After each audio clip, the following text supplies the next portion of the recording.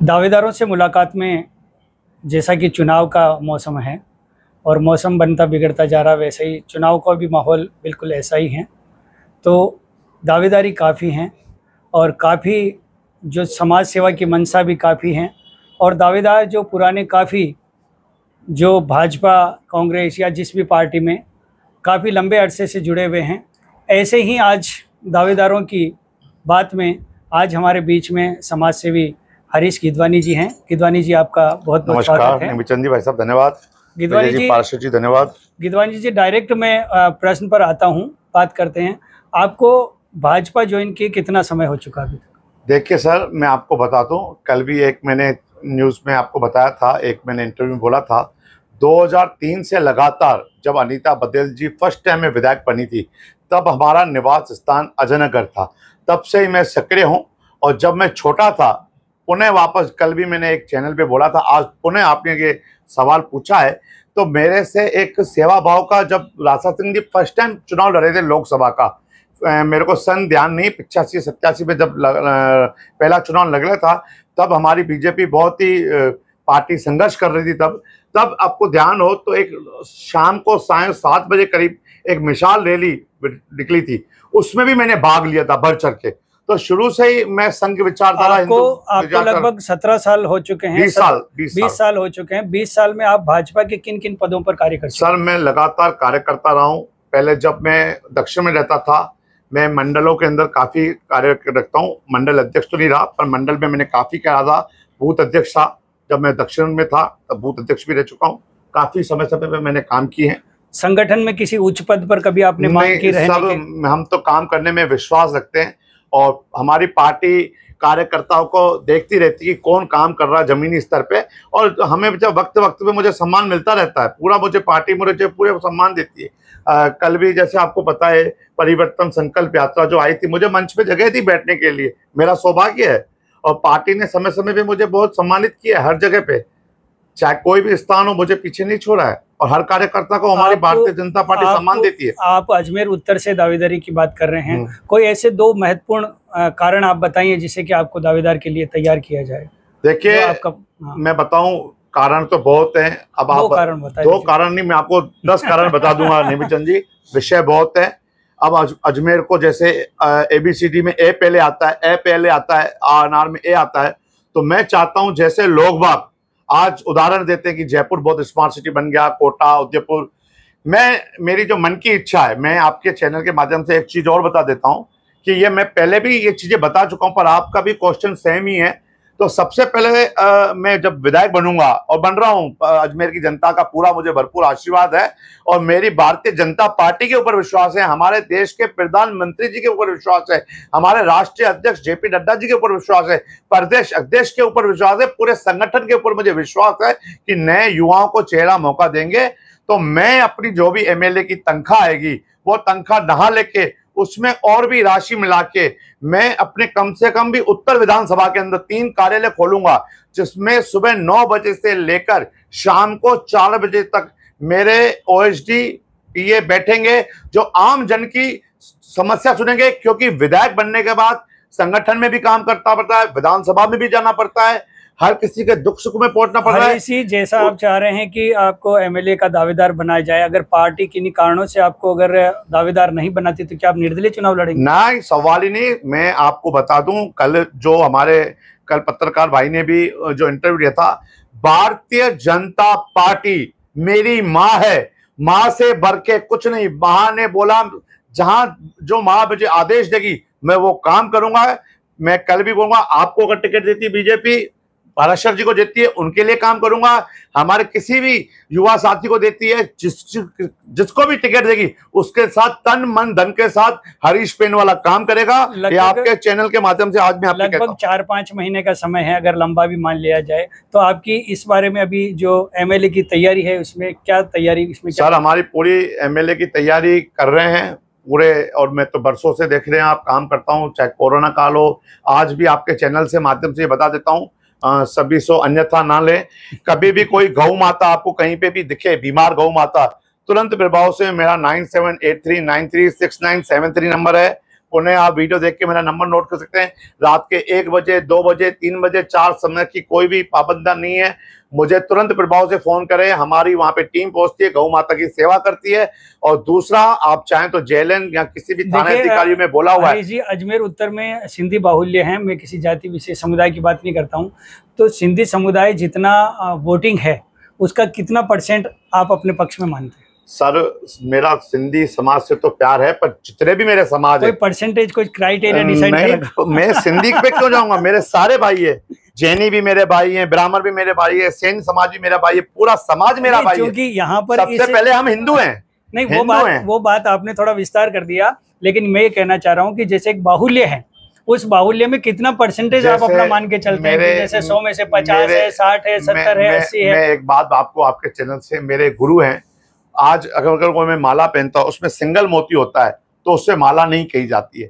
अगर भिन्न भिन्न मोतियों की, अगर छोटे छोटे मोतियों की होती है, वो सुंदर माला दिखती है। हर कोई पूछता भैया ये माला कहाँ से लाता है? हर एक तो ये भिन्न भिन्न मोतियों की जो माला होती है ना, तो मैं सभी समाजों का मुझे पूरा समर्थन है, हर समाज का समर्थन। आपने पॉलिटिकल आंसर दे दिया, मतलब उस आंसर तक नहीं पहुंचे। परसेंटेज की बात करें तो सारा समाज मुझे, आप मानो पूरा उत्तर विधानसभा नहीं, आजकल पूरे राजस्थान में आपको बता दूं बीजेपी का माहौल है। 156 से ज्यादा स्पष्ट बहुमत आ रहा हमारा। आपने संगठन में कभी किसी पद के लिए कोई बात रखी? जी देखिए, मैंने काफी दफे रखी है और मुझे मिलता रहता है समय समय पे जो मुझे दायित्व है। अभी मोदी जी आएगा थी, पूरा हमारे को जो हमारी टीम धर्मेंद्र जी गहलोत के साथ मैंने काम किया। अभी जब पूरी पंडाल वंडाल की, जब हमारे टीम के लीडर हमारे धर्मेंद्र जी गहलोत थे, उनके साथ था, मेरा आई कार्ड बैच बना हुआ था। और मुझे समय समय पे जो भी दायित्व, अभी भी हमारी परिवर्तन यात्रा में मुझे बिल्कुल मंच लगाने की परमिशन दी थी, पॉइंट दिया था मुझे न्यू केकड़ी ट्रांसपोर्ट के बाद। हरी जी, आप एक बताएं कि आपने कहा कि संगठन में आप काम कर रहे हैं, अजमेर सिंधी बाहुल्य है, सिंधी समाज की सेवा को लेकर भी आपने कोई कार्य किया है? सिंधी समाज के लेकर किन किन पदों पर हैं, क्या क्या आप? सर, सिंधी समाजों में मैं काफी पदों पे हूँ। और देखिए, मैं पदों पे हैं बताएं, क्या काम किया आपने? हाँ, मैं आपको बता दूं। आज हमारी, जैसे आपको बताता हूँ, प्रेम प्रकाश आश्रम है, मुक्तिधाम है, वहाँ पे आदर्श नगर में तो दरबार है, और मुक्तिधाम धाम है हमारा, जो वहाँ पे हमारा सेवा कार्य करता रहता हूँ। और अपने ये वहाँ पे कौन सी अपनी ट्रस्ट है, उसमें मैं आजीवन सदस्य हूँ। नवाब के बेरे के अंदर पारब्रह्म के अंदर हूँ। पारब्रह्म के अंदर आपको बता दूं, कल भी परसों भी एक राकेश जी पहलवान है, आप चाहिए तो डिटेल में, कोई मेरी बहू को कोई प्रॉब्लम हो गई, वहाँ एक बच्ची आई, सिंधी परिवार की थी, XYZ, मैं तो कोई भी हो, मैं तो इंसानियत के कारण सबकी सेवाएं करता हूँ। पारब्रह्म क्यों, तो वहाँ राकेश जी के कोई बच्चे बोले मेरे पापा को पैरों में तकलीफ है, तो बोले हमारे को किसी डॉक्टर ने सजेस्ट किया 13,000 रुपये की कोई वहाँ पे कलकत्ता से दवाइयाँ आएगी, आप उस बच्ची का मैं नंबर दे सकता हूँ। राकेश पहलवान जी बैठते हैं, आपको पता है, सेंट जॉन स्कूल के पीछे। हाथों हाथ तीसरे दिन मैंने उनको 13, हम पैसे नगद नहीं देते, हम उनके अकाउंट में डालते हैं, अन्यथा उसका मिसयूज नहीं हो। और काफ़ी समाजों में मैं सिंधी समाज में तो जुड़ा हुआ ही हूँ, तो समय समय पे हमारे झूलेलाल धाम से जुड़ा हुआ हूँ। यहाँ पे हमारा जो डेलीगेट पे है, वहाँ पे जब भी हमारी शोभा यात्रा निकलते हैं, वहाँ पे इस बार भी हमने हर हर झूलेलाल, घर घर झूलेलाल, मैंने 2000 झूलेलाल की प्रतिमा पूरे समाज में बांटी है। और अब जो चेटीचंड आएगा, हमारी माता जी हैं जो हिंगलाज माता, उनकी भी मूर्ति हम घर घर पे देंगे। जैसे हिंगलाज माता, जो आज हमारी युवा पीढ़ी है, उनको पता चले, जो सिंध में हमारी विराजमान है हिंगलाज माता, उनकी हम प्रतिमा इस बार बांटेंगे, 2000 मूर्तियां करीब करीब। हरीश जी, आप बताएं कितना समुदाय आपका अजमेर उत्तर में निवास करता है और अजमेर दक्षिण में, कुल मिला के अजमेर शहर में कितना निवास? बहुत अच्छा, लगभग हमारे, मैं आपको बता दूं, 20 से 22,000 से ज्यादा वोटर है ना। और दक्षिण में भी करीब 25 से 27,000 सिंधी समाज के हैं जो वोटर है। इनके विकास को लेकर कभी कोई आपके समाज को कार्य हुआ है? सर, विकास अजमेर का होगा, सबका होगा, सब हमारे मोदी जी का नारा है, सबका विकास। अच्छा, आप एक चीज और बताएं, अभी आपसे बात चल रही थी नेमीचंद जी से, आपने कहा था कि मैं अजमेर शहर में 3 अलग अलग स्थानों पर कार्यालय खोलूंगा। बिल्कुल खोलूंगा। उत्तर विधानसभा क्षेत्र में 3 ग्राम पंचायतें भी आती है, हाथीखेड़ा, अजयसर और माकड़वाली, उनके लिए मैं उनकी चर्चा नहीं की? बिल्कुल सर, उनके लिए तो पहले मैं, वो बेचारे बहुत परेशान हैं, टेलीफोन एक्सचेंज पे मेरा एक कार्यालय खुलेगा, जिससे 3 चारों गांव कवरेज होंगे। और उनकी समस्या के लिए मैं आपको बता दूं, उसका जो हमारे एक प्रोजेक्ट बना है, किस तरीके से हम काम करेंगे। हमारी टीम बैठेगी 2 जनों की, हर डिपार्टमेंट को उनकी लिस्ट दी जाएगी, कलेक्ट्री की, पुलिस प्रशासन की, निगम की, एडीए की, जितने भी डिपार्टमेंट आते हैं, सरकारी डिपार्टमेंट आएगी। आज एक आम आदमी किसी भी डिपार्टमेंट में फोन करता है तो उसकी, ठीक है, सुनवाई होती है, पर एक वही फोन सिटिंग एमएलए के यहाँ से फोन जाता है कि फलाने जगह पे ये समस्या है, उसका समाधान तुरंत होता है। और उसके बाद जब भी मेरा प्रवास होगा, और मैं प्रवास डेली रखूंगा, मैंने तो ये भी सोच रखा जयपुर का भी मुझे डेली अप डाउन करनी पड़ेगी तो मैं डेली अप डाउन करूंगा। अजमेर की मैं शुद्ध लेने 24 घंटे में अजमेर में पर्याप्त मौजूद रहूंगा। आपने सिटिंग एमएलए की बात करी, तो सिटिंग एमएलए तो 20 साल से भाजपा का ही है। उन्होंने भी अपना कार्यकाल में देखो 2 दफे वो मंत्री रहे थे, उन्होंने शिक्षा नीति में भी काम किया है, ऐसी बात नहीं काम नहीं किया, विकास काम किया है। 2003 से लेकर आज तक उन्होंने अच्छे काम किए और शिक्षा नीति में भी उन्होंने अच्छे। अच्छा हरीश जी, राजनीति में आगे बढ़ने के लिए हर कोई कहता है कि राजनीति में कहीं ना कहीं सहारा मिलता है, आप राजनीतिक गुरु किसे मानते हैं? राजनीतिक गुरु सर मेरे देखो वैसे तो आदरणीय हमारे नरेंद्र जी मोदी जी हैं, हमारे राष्ट्रीय अध्यक्ष जी हैं, और स्थानीय स्तर पर अगर कहें तो स्थानीय स्तर में भी मेरे सारे हैं, सारे मित्र मंडल है, कोई भी हो सारे मेरे मित्र मंडल है। हमारे देवनानी जी भी मेरे गुरु है, अनिता जी भी मेरी गुरु है, और मेरे बड़े भाई धर्मेंद्र जी गहलोत भी हमारे गुरु है। गुरु जी को टिकट मिलेगा तो फिर आप क्या करेंगे? बिल्कुल गुरु जी के साथ रहेंगे। आप पिछले 20 सालों से क्षेत्र में सक्रिय हैं। हाँ जी। आपको ऐसी कौन कौन सी समस्याएं नजर आई जो जिनका समाधान नहीं हो पाया? सबसे देखो जो एक गंभीर विषय है जो आज अजमेर की जनता बहुत तरस रही है, बीसलपुर का पानी, तो उसके लिए प्रॉपर तरीके से विचार करके जो उनका स्टोरेज है अति आवश्यकता है। जगह जगह पे अब अजमेर की उत्तर की चाहे दक्षिण की संख्या बढ़ रही है, आबादी बढ़ रही, तो उसके लिए अपन को स्टोरेज की व्यवस्था करनी पड़ेगी। और मेरे दिमाग में और भी एक नए नए प्रोजेक्ट है। देखो मैं आज मेरी उम्र ज़्यादा नहीं है, 45-47 साल का ही हूँ मैं, तो जैसे अजमेर का बेटा और बेटी काम के लिए बाहर ना जाने पड़े, मैं ऐसे लिए इंडस्ट्रीज में, हमारी विधानसभा आज हमारी बीजेपी की सरकार आ रही है स्पष्ट है, तो मैं विधानसभा में एक क्वेश्चन करूंगा, क्वेश्चन रखूंगा कि ज्यादा से ज्यादा इंडस्ट्री हो रीको के अंदर, पार्ला के अंदर, जैसे बड़े बड़े वहां पे खाली ऐसे तो नहीं उनको मजदूरों की जरूरत पड़ती है, उसके अलावा उनको सीए, अकाउंटेंट, काफी लोगों को पढ़े लिखों की भी जरूरत पड़ती है। तो मैं नहीं चाहता हूं मेरा अजमेर का बच्चा, बेटा या बेटी अजमेर से अपने माता पिता को छोड़ के अपने इनकम ऑफ सोर्स के लिए जाना पड़े। और सबसे बड़ा बताता हूं आपको, अजमेर का जो हमारे अशोक जी गहलोत जी ने 3-3 जिले बना दिए, ठीक है खुशी की बात है, उनको बधाई देता हूं मैं, ब्यावर को, केकरी को, ठीक है बने, पर रेवेन्यू का कोई सोर्सेज अभी अजमेर के पास क्या है? 30 किलोमीटर 35 किलोमीटर के अंदर अजमेर जिला खत्म हो रहा है। तो रेवेन्यू का आज विकास करना, तो रेवेन्यू की बहुत अति आवश्यकता है। तो रेवेन्यू के लिए इंडस्ट्री से आएगी, तो इंडस्ट्री से रेवेन्यू बढ़ेगा। और दूसरा सबसे बड़ा जो अगर रेवेन्यू का सोर्सेज है वो है टूरिज्म। टूरिज्म को बढ़ावा दूंगा। आपको मैं बता दूं, जैसे अच्छे मैं भारत माता की मैं प्रपोजल कलेक्टर साहब से डिस्कशन कर चुका था पहले वाले से कि भैया हमारे को एक बड़ी भारत माता की एक बड़े हमारे को जगह दीजिए जहां पे हम 21 से 25 फुट की भारत माता की एक विशाल मूर्ति स्थापना कर सके, और जो हमारे युवाएं हैं, जो हमारे बच्चे हैं, उनको पता लगे कि भारत माता का क्या महत्व है।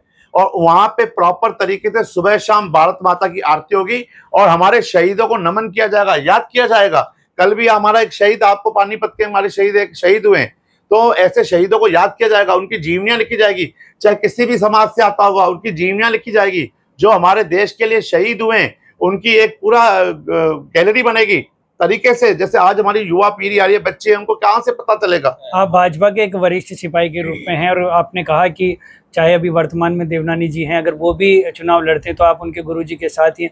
आपका विजन मुख्यमंत्री के रूप में, जैसे कहा जाता है कि भाजपा में बहुत मुख्यमंत्री के दावेदार, आप किसे लाइक करते हैं? आपकी पहली पसंद सर हमारे तो मुख्यमंत्री हमारा संगठन तय करेगा, हमारे जेपी नड्डा जी तय करेंगे, और हमारे लिए सर्वमान्य सभी हमारे लिए बरोबर है। और हमारे देश के प्रधानमंत्री और हमारी अजमेर की और पूरे राजस्थान की जनता, जो मेरे अकेले से कुछ भी नहीं होगा, जो हमारे प्रधानमंत्री, आप अकेले नहीं, आपके पीछे भी तो बड़ा दलबल है, वो हमारे संगठन तय करेगा जी। मैं बहुत अभी छोटा कार्य करता हूँ। हरी जी, कल परसों और 2-4 दिन और अजमेर में परिवर्तन यात्रा रही, विभिन्न विधानसभा क्षेत्रों में गई, किस प्रकार का माहौल था ये आप बताएं, और आपका जो समर्थन जो सहयोग रहा वो क्या रहा? आपको बताऊं, जैसे बड़े बड़े शोभा यात्रा निकलती है, महावीर जयंती, सेन समाज की, हमारा चेटी चंड, ऐसा माहौल था अजमेर का, बहुत लोगों में उत्साह था, जगह जगह पे स्वागत, लोगों में खुशी की लहर थी, जैसे कोई बड़े त्योहार के रूप में इन्होंने बनाया अजमेर की जनता ने। सरकार की जो जन कल्याणकारी अभी योजना है काफी चर्चित है, काफी लोगों को राहत पहुंचाई है, तो इसे आप किस प्रकार की चुनौती के रूप में लेते हैं? मैं सर कोई राहत कैंप नहीं है, सिर्फ लॉलीपॉप है। मुझे एक बात बताइए, 4.5 साल जनता से पेट्रोल डीजल तो दबादब ले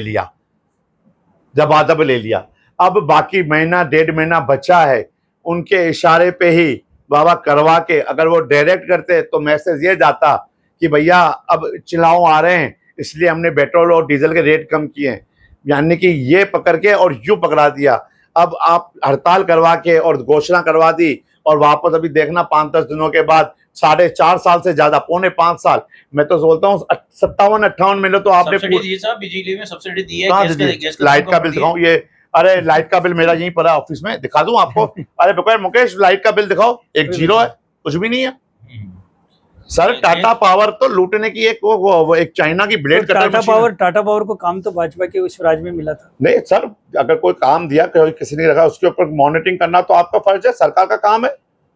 आज काफी हमारे मोदी जी ने भी काफी प्राइवेट सेक्टर दिए तो उन पे मॉनिटरिंग करती है, उन पे नकेल कस के रखती है। आप मुझे एक बात बताएं कि भारतीय जनता पार्टी आपको प्रत्याशी बना देती है, सिंबल दे देती है, ऐसे क्या मुद्दे रहेंगे जिनको लेकर आप जनता के बीच आएंगे? मैंने आपको बता दिया, बच्चों के लिए, हमारे युवाओं के लिए रोजगार के लिए काम करूंगा, अनासागर झील है उसके लिए काम करूंगा, पानी का स्टोरेज है और सबसे पहले 24 घंटे और 48 घंटे पर्याप्त पानी अजमेर की जनता को मिल पाए उसके लिए काम करूंगा। काफी विषय हैं, अनासागर झील को प्रॉपर तरीके से स्वस्थ रखूंगा और सबसे बड़ा जो गंभीर विषय अभी आ रहा ड्रेनेज सिस्टम, जो अभी थोड़ी सी बारिशों में पानी बाहर लोगों को घरों में घुस जाते हैं, इन विषयों पे काम करूंगा। और टूरिज्म, मैंने आप पता है टूरिज्म पे काम करूंगा, टूरिज्म का बढ़ावा दूंगा। ये सब तो स्मार्ट सिटी में ऑलरेडी है सब। सर आपको पता है सारे जो भी है अभी जो स्मार्ट सिटी मोदी जी ने तो भरपूर पैसा दिया है, पर वहां पे इनके इशारों के जो भी अधिकारी है, ठीक है, वो उनकी सरकार, जिसकी सरकार होती है वो उनकी गाते हैं। कुल मिला के आप मॉनिटरिंग पूरी रखोगे? कि पूरी मॉनिटरिंग सर, नहीं खाऊंगा नहीं खाने दूंगा, हमारे मोदी जी के आदेशों पर चलूंगा, नहीं खाऊंगा नहीं खाने दूंगा। और मैंने बता दिया मेरी तनख्वाह में भी उसमें मैं अपनी कुछ राशि मिला के एग्जीक्यूटिव पीए जिसपे पूरी मॉनिटरिंग रहेगी, कौन सा काम हुआ कौन सा नहीं हुआ। ऐसा नहीं है कि काम खाली लिखित में हो गया, उस पर बिल्कुल चेक होगा कि बाकी वास्तव में ये समस्या है, उसका जो भी शिकायत करता होगा उससे फोन करके बात करूंगा कि वास्तव में हाँ भाई तेरा काम हुआ है नहीं हुआ है, खाली कागजों में नहीं रहना है, प्रैक्टिकली ग्राउंड लेवल पे काम करना है। ये थे हरीश गिदवानी, जिन्होंने हर सवालों के जवाब जो बड़े ही बेबाक तरीके से हमें दिए। इनका मानना है कि अगर योजनाओं की सही तरीके से अगर मॉनिटरिंग हो जाए तो निश्चित रूप से जनता को राहत मिलेगी। आने वाले विधानसभा चुनाव 2023 में हरीश गिदवानी अजमेर उत्तर विधानसभा क्षेत्र से दावेदारी पेश कर रहे हैं। इनका कहना है कि इस बार उत्तर विधानसभा क्षेत्र से भारतीय जनता पार्टी का जो विधायक है वह पुनः निर्वाचित होगा, चाहे इन्हें टिकट मिले तो वो निर्वाचित होंगे और किसी अन्य को टिकट मिला तो भी ये उसके सहयोग के लिए हमेशा तैयार खड़े रहेंगे। मैं विजय पाराशर, आवाज राजसंघी से। धन्यवाद।